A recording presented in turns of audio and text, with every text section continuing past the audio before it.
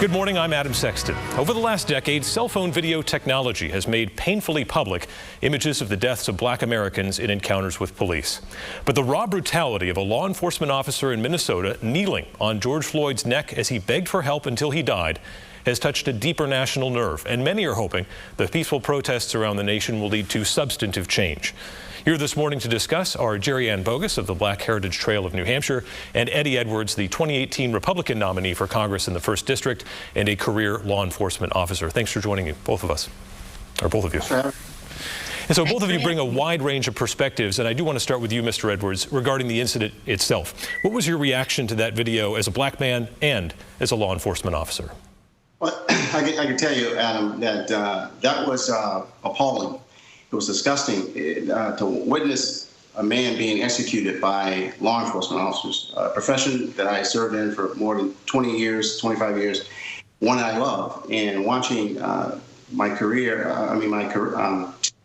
profession being tarnished by 4 people who are not police officers. Those individuals wearing those uniforms that day were not police officers.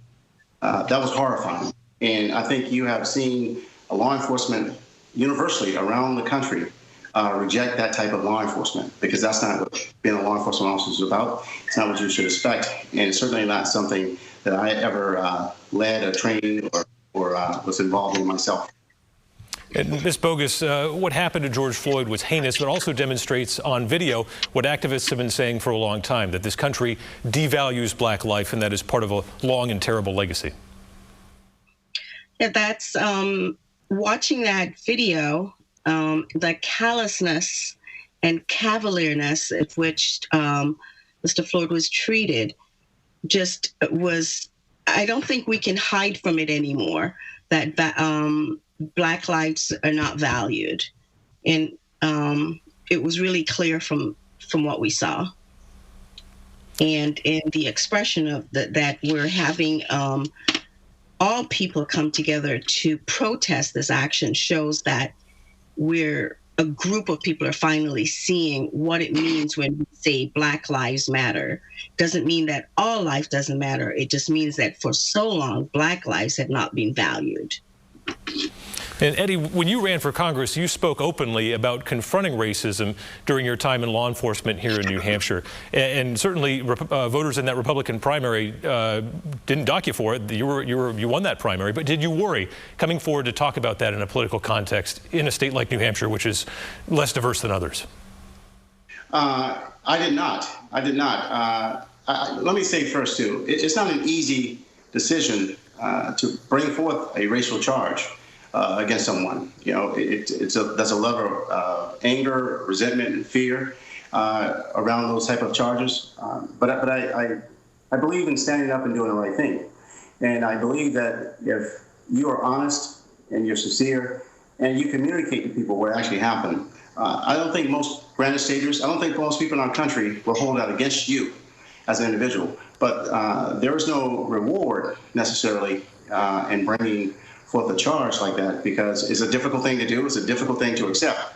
And certainly in a place like New Hampshire, you don't expect to see that type of discrimination. But when it happens, you have to call it out and you have to stand up to it. And Eddie, what about law enforcement on the whole here in New Hampshire? Does the training need to become more robust? What can be done? And I've heard you say before you don't think this is a systemic problem in New Hampshire, but certainly there's room for improvement. So what can be done in the training to make sure that incidents like that become a thing of the past? Well, sure. I think part of that is what you say. Let me say this as well. What you saw in Minnesota is not even consistent with law enforcement across the country. Certainly not here in New Hampshire. And I think when it comes to training, we see that law enforcement budgets are often cut, right? So when a budget is cut, the first thing that's cut often is training. You can't see the benefit of training initially when there's no incidents occurring. When we see an incident like this, we point to training. But when law enforcement officers do their job 1,000 times throughout the week, none of these incidents occur, and that's because officers are being trained. But I think we have to make sure that we're properly funding police departments so they can provide the proper training. And when it comes to use of force, I think that's not a once-a-year type of training. That's a consistent, repeated type of training that must take place. The techniques that you saw in Minnesota are not supported by law enforcement, generally speaking. So here in New Hampshire, when we train police officers, we train them in levels of use of force. We train them to recognize when you're dealing with a person who may have a disability, when you're dealing with someone who may be elderly. We train police officers to respond in a proper way to use force. But that training has to be consistent and has to be well funded. And Jerry Ann, this is not just the fight against overt, in-your-face racism. It's also a fight against white indifference to black suffering. And that's an important distinction because there are people who are content with saying, of course I'm not racist, but they've also never really grappled with the concept and the real-world impact of indifference. So one of the things that I think we have to really bear in mind is that police officers are all also human. They are part of our culture, part of our being, part of our society. And in such, they have implicit biases and beliefs and react in certain ways towards people of color that they wouldn't act towards people white. There's an instinct that just sets in place because of our long history of racial injustice, our long history of devaluing Black lives from our history of enslavement till now, that's embedded in the American psyche.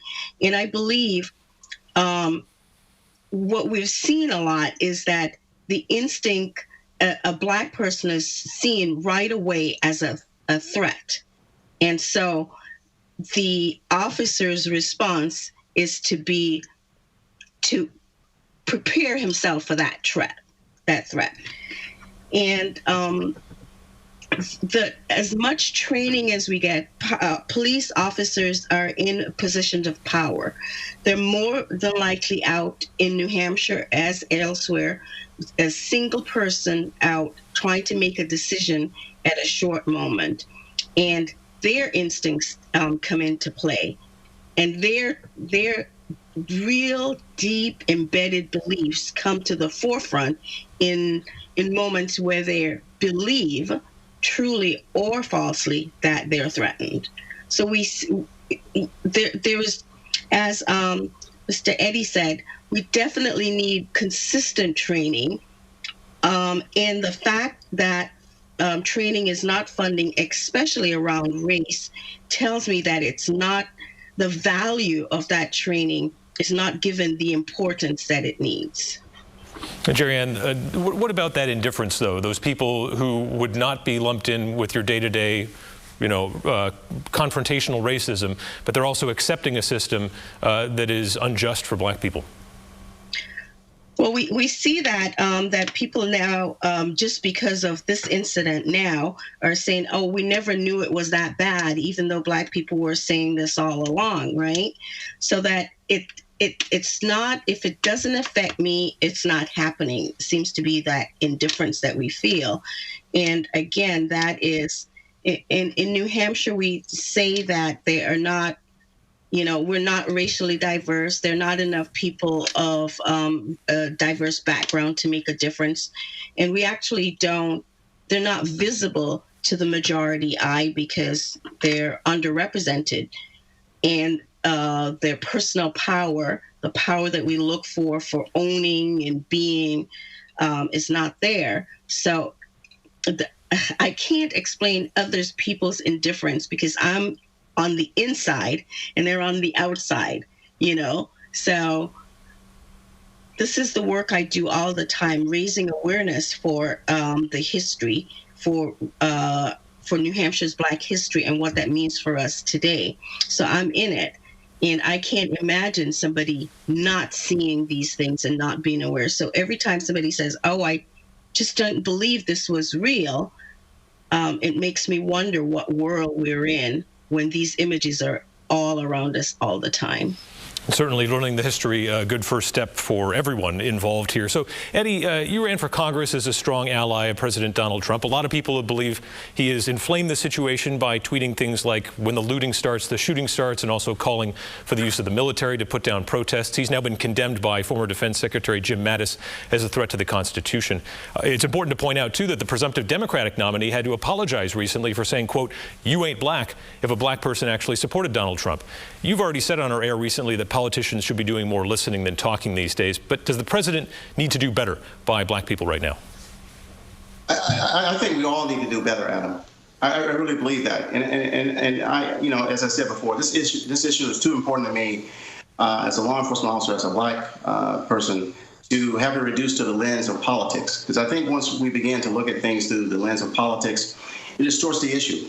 People retreat to their corners, and no one's listening, no one's paying attention. Because right now we're managing this situation through crisis, and so emotions are high.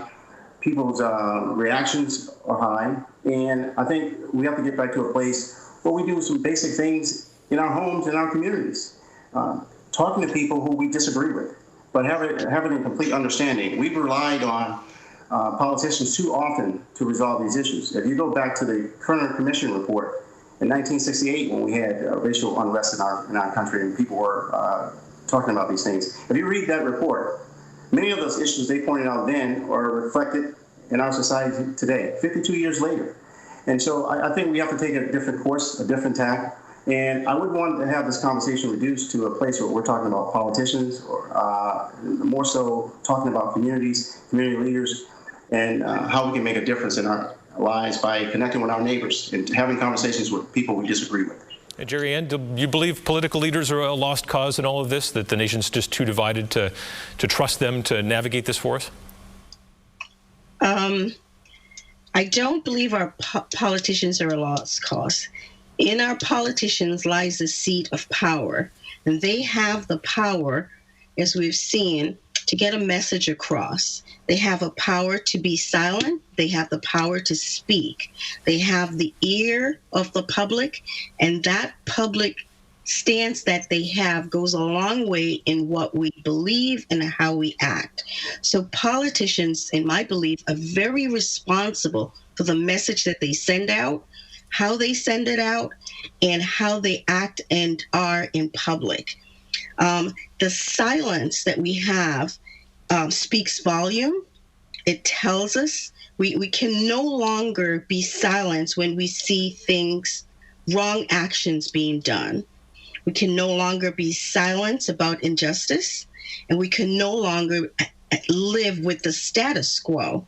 Politicians do have a responsibility. That's why they're politicians. They're serving the public. And what does that service to the public mean? You know, do we incite violence by our words? You know, politicians, they use words very carefully. And they should use words carefully because those words have power. And people listen. We vote, we act. We are a democratic society, so we rely on our politicians to do and say and be and act in a manner that creates civil society. We're a democracy. All right, Jerry Ann Bogus, Eddie Edwards, thank you so much for sharing your perspectives with us today, this morning on Close Up. Be well out there. Thank you so much.